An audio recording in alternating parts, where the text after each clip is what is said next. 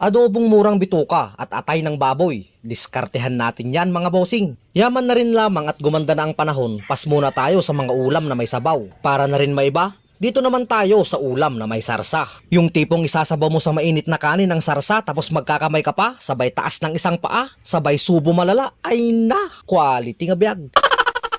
Habang pinapalamigan ko ang pinakuluan kong bituka, ito nga't babanatan ko muna ang kaldo. Tinimplahan ko na rin ng mga pampalasa. Kaya ito, swak na ang timplada. Sinumpong ako ng pagkabagot, hindi ko na hinintay na kusang lumamig, kaya ito, hinugasan ko na.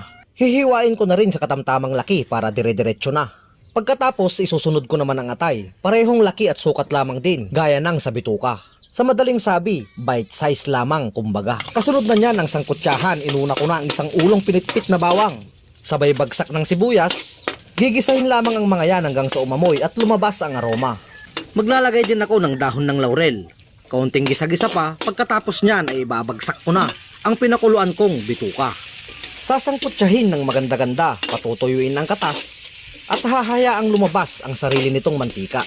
Paminta pagdating sa dami, bahala ka na. Palalambutin pa ang bituka kaya sasabawan ko pa. Saktuhan lang ang lagay at baka pag naparami, kinabukasan na maiga ang sabaw.